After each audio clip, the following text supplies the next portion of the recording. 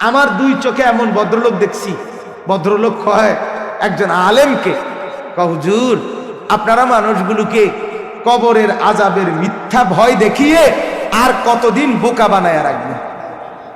এরম ডাকাইত আমি দেখছি, এমন জানোয়ার আমি নিজে দেখছি। ওটা ভদ্রলোক। ওয়ানা'লামু মা তুওয়াসওয়িসু বিহি নাফসুক, বান্দা শোনো, তোমার অন্তরের ভিতরে, অন্তরের মনি কুঠুরিতে ভেতরে তুমি যে কল্পনা, কামনা, বাসনা, যে আকাঙ্ক্ষাগুলো তুমি লালন করো, আল্লাহ বলেন ওইগুলো পূর্ণ আমি জানি। অতএব তোমার অন্তরের গহীন কুঠুরির গোপন বিষয়গুলো আমি জানি, আমার থেকে আড়াল করতে পারবা না। অতএব তোমার উচিত আমাকেই ভয় করো। দুনিয়াবাসী না জানে না আপনার আমার ভিতরের কল্পনা, ঠিক কিনা বলেন না? আপনি রাস্তার নারীকে দেখে কি কি ভাবছেন এটা আমি না বুঝি নাই, আল্লাহ বুঝে নাই। কথা বলেন না কেন? আপনি উলঙ্গ ছবি দেখে, নর্তকীর নাচ দেখে কি কি কল্পনা করছেন, অসভ্য কল্পনা, এটা দুনিয়াবাসীরা বোঝে নাই, আল্লাহ বোঝে নাই। আল্লাহ তাআলা বলেন অতএব তুমি আমাকে ভয় করা উচিত, আমি তোমার গোপন বিষয়ও জানি। 3, ওয়া নাহনু আকরাবু ইলাইহি মিন হাবলিল ওয়ারিদ, বলে আমরা সবগুলো ভাবতে বলছে আল্লাহ। 3 নাম্বার আল্লাহ তাআলা বলেন রক্তের সারা দেহে যেই শিরা উপশিরা, এটা যেমন তোমার দেহের সাথে মিশে আছে, অস্তিত্বের সাথে মিশে আছে, সারাক্ষণ তোমার দেহে আছে। আল্লাহ তাআলা বলেন আমি রব্বুল আলামিন তোমার সারা দেহের প্রবাহমান শিরা উপশিরা, রক্তের শিরা উপশিরা সবগুলো চাইতেও সারাক্ষণ আমি তোমার তার চাইতে বেশি কাছে থাকি, কাছে আছি। অতএব তোমার উচিত আমাকেই ভয় করো। আমি আড়াল হই না, আমি ঘুম যাই না, আমি বিশ্রাম করি না, আমার কাছে রাত 2টা দিনের 2টা বরাবর। নওজোয়ান, রাত 2টায় তুমি ডানে বামে তাকিয়ে দেখছো মা ঘুমায় গেছে, বাবা ঘুমায় গেছে, পাড়াপড়শি ঘুমায় গেছে, কেউ জেগে নাই, তুমি একা উলঙ্গ ছবি দেখছ, নর্তকীর নাচ দেখতেছ, জিনা ব্যভিচারের দৃশ্য দেখতেছ, আরেক মেয়ের সাথে অবৈধ প্রেমের আলাপ করছো, ভাবছো কেউ দেখে না, তুমি একা।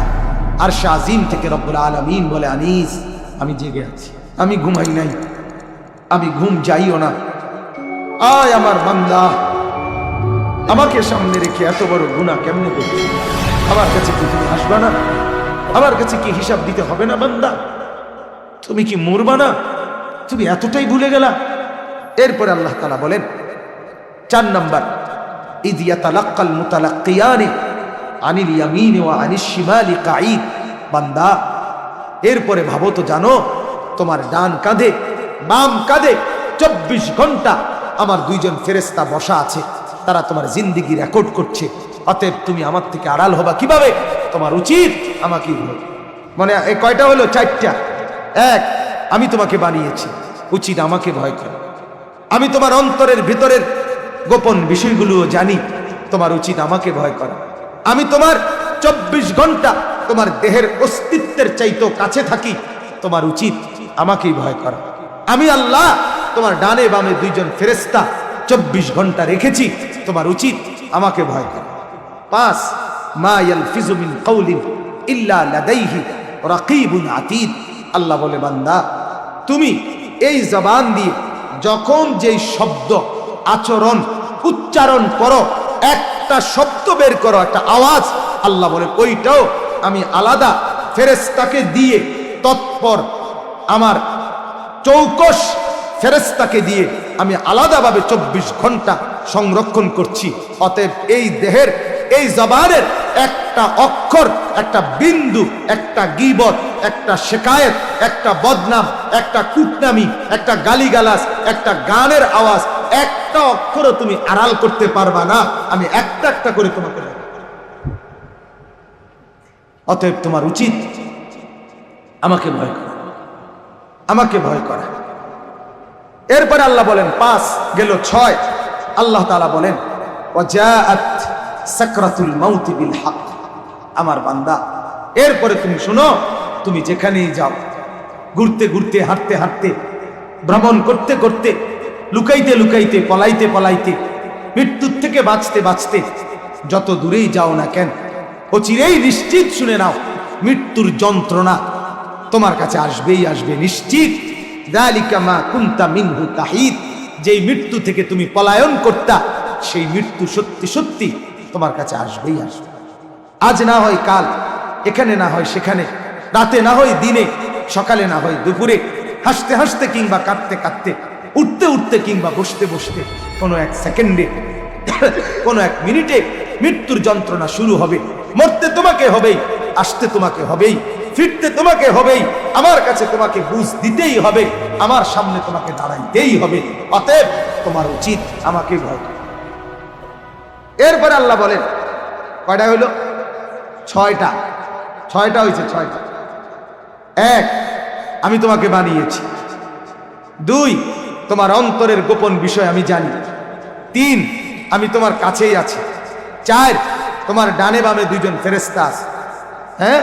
পাঁচ, তোমার জবানের প্রত্যেকটা অক্ষর সেটা হবে ভীষণ ভয়ের দিন, ভীতির দিন, ভয়ঙ্কর দিন। সেই দিন তোমাকে আমার সামনে উপস্থিত হতে হবে, ওইটাকে তোমার ভয় করা উচিত। আমাকে তো আল্লাহর সামনে যেতে হবে, আমাকে তো আখেরাতে দাঁড়াইতেই হবে, আমাকে তো হাসরের মাঠে যেতেই হবে। অতএব বান্দা উচিত, আর কাউকে ফাঁকি দিলে দিতে পারো, আর কারোর থেকে আড়াল হলে হতে পারো, আমার থেকে পারো না। ঠিক কিনা বলেন? আপনি বলেন, বাপ এতগুলো কথা বলার পর মালিক আর কেমনে বললে আপনি আল্লাহকে মানতেন?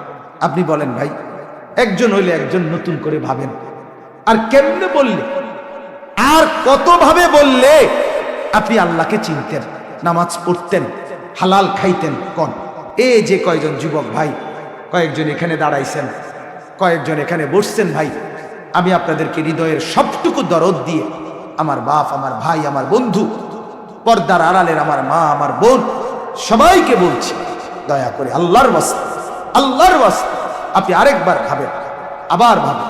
আল্লাহ আমাদেরকে বানিয়েছে, আমার অন্তরের গোপন বিষয় আল্লাহ জানে। আল্লাহ আমার কাছেই আছে, আমার ডান কাঁধে বাম কাঁধে দুইজন ফেরেশতা আছে, আমার মুখের উচ্চারণ রেকর্ড হচ্ছে, আমার মৃত্যু নিশ্চিত হবে, আমাকে নিশ্চিত হাসরের মাঠে দাঁড়াইতেই হবে। এতগুলো কথা শুনবার পর আমার কি উচিত আল্লাহর ইবাদত না করা? কথা বলেন না কেন?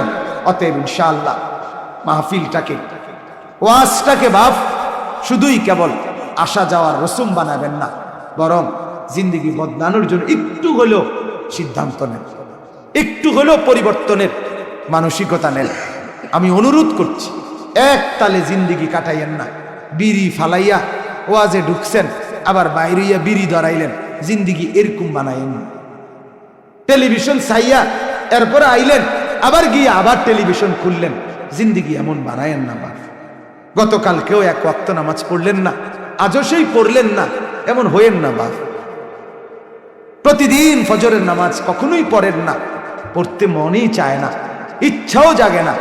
আহা বাপ, একটা শক্ত কথা বলি, লাগাতার যখন কারো গুনাহ লাগাতার চলতে থাকে, ওইটা প্রমাণ করে আল্লাহ তাকে ভুলে গেছে, ওইটা প্রমাণ করে আল্লাহ তার নিজেকেই তাকেই তার থেকে ভুলায় দিছে। এটা তাফসীর। ওয়ালা তাকুনু কাল্লাযীনা নাসুল্লাহা ফাআনসাহুম আনফুসাহুম। আল্লাহ বলে, বান্দা আমাকে দীর্ঘ সময় ভুলে থেকো, দীর্ঘ সময় ভুলে থাকলে একদিন আমি আল্লাহ তোমার নিজেকেই তোমার থেকে ভুলায় দেব। সেদিন তোমার মনে থাকবে না তুমি মানুষ, তোমার মনে থাকবে না তুমি মুসলমান, তোমার আর কোনোদিন মনে হবে না তুমি মরবা। আখেরাত, কিয়ামত, হাসরের মাঠ, কবর, মিজান, ফুলসিরাত কিছুই আর মনে থাকবে না। কি মনে হবে?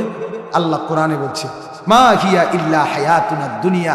মনে হবে এই যে জীবন কেবল দুনিয়াটাই, এখানেই মরছি, এখানেই বাঁচবো, এখানেই হাসবো, এখানেই কাঁদবো, এখানেই ফুর্তি করব, যা করব এখানে।